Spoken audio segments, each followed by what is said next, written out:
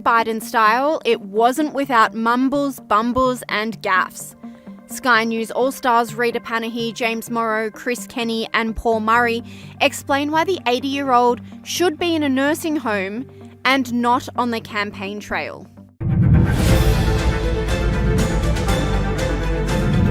Yesterday, the President travelled to North Carolina to visit the recently renamed Fort Liberty to sign an executive order. It's just 10 seconds of the President staring into space, looking utterly bewildered and disorientated. Everybody cross their fingers. And it does not work. This is a great opportunity to show you how our students have to troubleshoot things. Oh dear me, did not get much better when he said a few words. Nash County, Edgecombe County.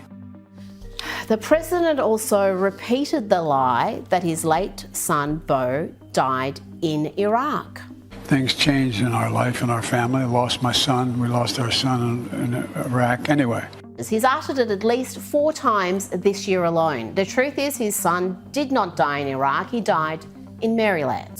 There's the befuddled President becoming hopelessly disorientated on stage after ending his speech, unsure of what to do and where to go. Have a look at this performance and ask yourself, is this man fit to sit in the Oval Office?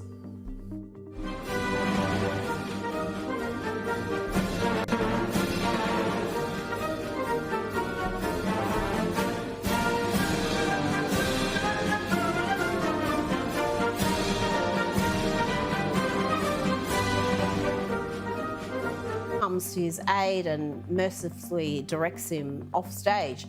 That man belongs in a nursing home, not in the Here he goes, falling down right on the stage, allegedly because he tripped on a sandbag. And the thing is, look, once this starts, it doesn't stop. You know, when you are 80 years old and you start falling, you don't get better, you don't get stronger. You go into your 80s the way you're going to be, and that's probably the best you're going to be. And so while I'm very sorry for President Biden that he's having this deterioration, I'm more sorry for us that if something happens to him, we're stuck with her. And the one thing that seems to unify us across partisan lines here in the United States is we don't want her. She's the last person we want. And what if this goes on, Paul? I mean, think about him. This is how he is right now, 6 years out from the point he'd be when he ended his second term, if he were to be reelected. 6 years. Imagine this man who is having trouble stringing sentences together, making sense, knowing who's alive, who's dead, including sometimes himself, falling down, endangering himself around every turn. Like, imagine that person 6 years from now, how he's going to be. And leader of the free world, right? The commander-in-chief with access to the nuclear codes. That's if he makes, that's best case. Worst case is, let's look at him 2 years from now when we're about to vote for the next president. And he has a fall right before the 2024 election. That would ruin it. That would absolutely ruin his chances if he had a bad fall right before. And the Democrats would be stuck with him. And then they're really going to be sorry that they elevated Trump, who they hate so much. They really better be careful with the game they're playing on the Republican side with Trump and their absolute refusal to entertain any alternatives to Joe Biden on the Dem side. About the latest news out of the corruption cases that are brewing under the surface around the Bidens.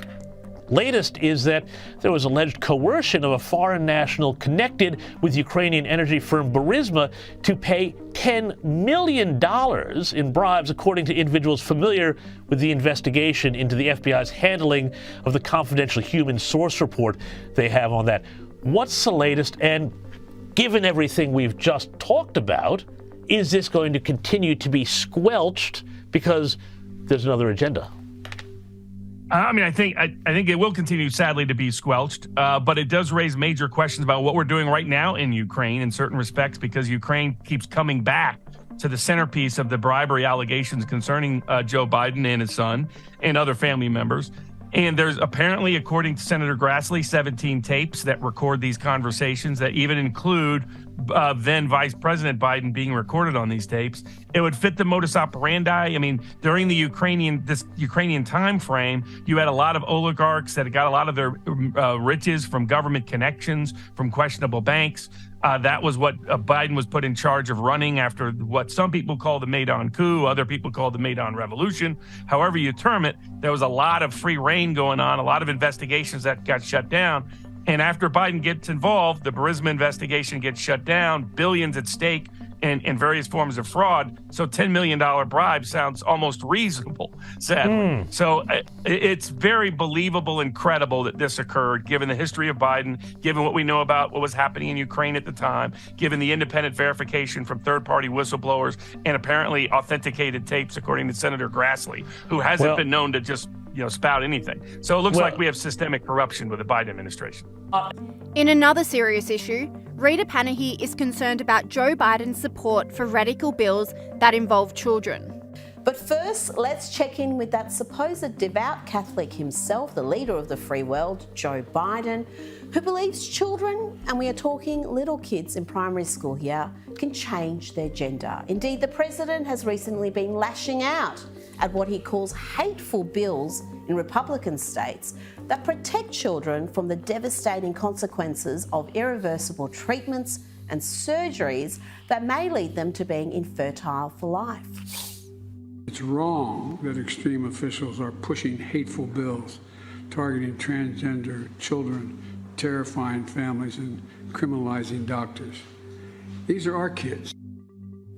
They're our kids? Really? You see, the president is all for radical bills like the one proposed in California that would take children as young as 7 away from parents who fail to affirm their gender identity. It's almost communist in its perversity, this notion that children belong to the state. Goodness knows who they'll choose. Maybe Gavin Newsom from the failed state of California. I don't know. I cannot believe that the Democrat Party and its donors will allow this man to run again. Sky News host Chris Kenny and contributor Kristen Tate agree. They say the Democrats are very worried about Joe Biden's mental state behind the scenes, even more so because the next in charge, Kamala Harris, is even less popular. Talk about good news for Trump and the Republicans generally, I suppose. When you talk about the concerns about Joe Biden's mental capacity, his ability to not only last this term, but to serve as president for another 4 years after that, you couldn't have it confirmed, those worries confirmed any more dramatically than...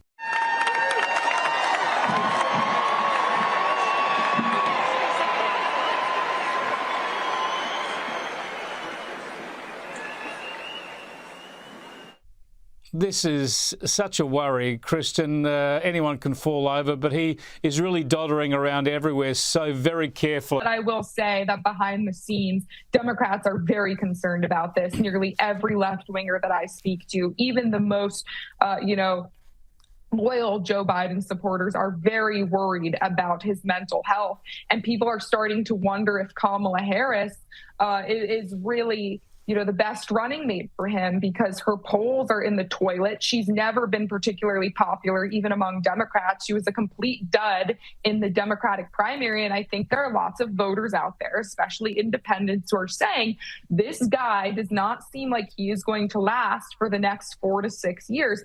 And if he goes, we are stuck with Kamala Harris. And that is a terrifying prospect to many Americans. So even though the media is saying, oh, this is no big deal, everyone trips and falls, they are worried about this. This is a serious problem. And for the first time after that last fall, because that was so bad and the media really couldn't ignore it, I'm starting to hear people talk about his mental health in a way that they were not before. And final say goes to Joe Rogan.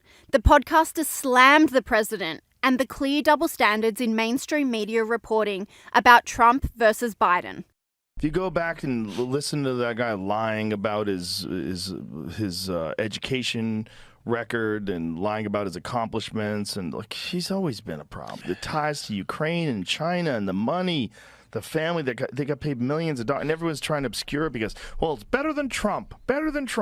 If that guy was a Republican, they would be up his ass with a microscope. I mean, I think the problem is that, first of all, the media is overwhelmingly left-leaning. And if you have a left-leaning politician or a left-wing Democratic politician, and then you have this media that essentially works to support that person, I mean, they ignore any information that leads to distrust in the government.